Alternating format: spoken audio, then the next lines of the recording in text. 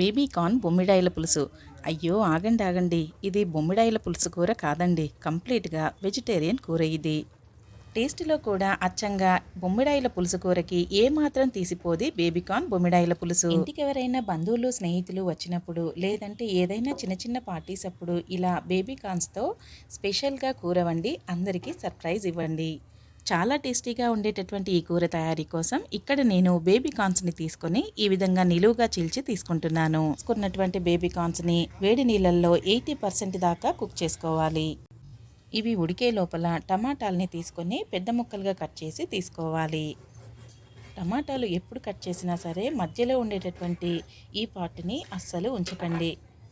అన్ని టమాటాలని ఈ విధంగా కట్ చేసుకొని పక్కనుంచండి.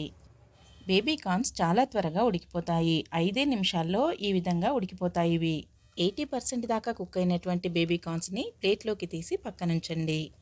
బేబీ కార్న్ బొమ్మిడాయిల పులుసు తయారు చేయడం కోసం కొంచెం లోతుగా ఉండేటటువంటి ప్యాన్ని తీసుకొని ఒక 4 టేబుల్ స్పూన్ల మోతాదులో నూనెని వేయండి. నూనె వేడెక్కిన తర్వాత తాలింపు గింజల్ని వేయండి.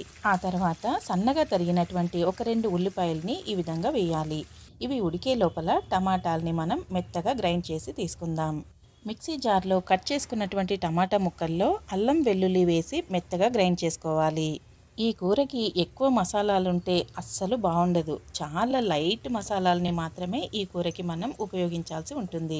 ఉల్లిపాయలు మరీ రంగు మారక ముందుకే మిక్సీ పట్టి పెట్టుకున్నటువంటి టమాటా ప్యూరీని వేసి టేస్ట్కి సరిపడా ఉప్పు, కారం, కొద్దిగా గరం మసాలా పౌడర్ని వేసుకోవాలి. వీటన్నింటినీ బాగా కలిపిన తర్వాత మూత పెట్టి మీడియం హీట్లో ఒక 5 నిమిషాల సేపు మరిగించండి. గ్రేవీ అడుగంటకుండా మధ్య మధ్యలో తీసి కలుపుకుంటూ ఉండాలి. మిక్సీ పట్టుకున్న ప్యూరీ కాబట్టి చాలా త్వరగానే ఉడికిపోతుంది పులుసు కూర. మామూలుగా మనం రెగ్యులర్గా వండుకునే బొమ్మిడాయిల పులుసుకి చింతపండు పులుసుని వేస్తూ ఉంటాము.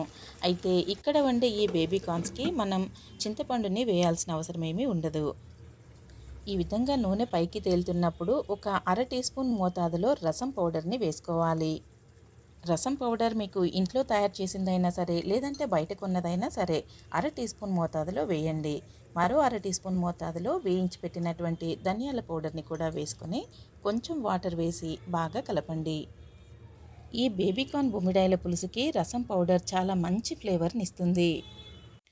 ఈ విధంగా ఉడుకుతున్నప్పుడు 80% కుక్ అయినటువంటి బేబీ కార్న్స్ని కూడా వేసి ఒకసారి బాగా కలపండి.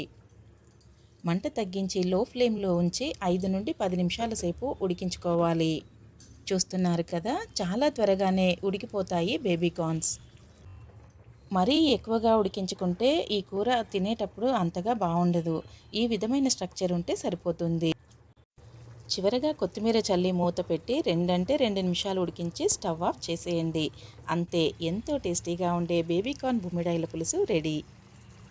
ఈ కూర రోటీలోకే కాదండి, రైస్, చపాతీ, పుల్కా దేంట్లోకైనా సరే చాలా చాలా టేస్టీగా ఉంటుంది బేబీకార్న్ బొమ్మిడాయిల పులుసు. చిన్న చిన్న పార్టీస్ అప్పుడు ఈ విధంగా కూర వండి అందరికీ సర్ప్రైజ్ ఇవ్వండి. రెసిపీ నచ్చితే లైక్ చేయండి, సబ్స్క్రైబ్ చేయండి. Thanks for watching.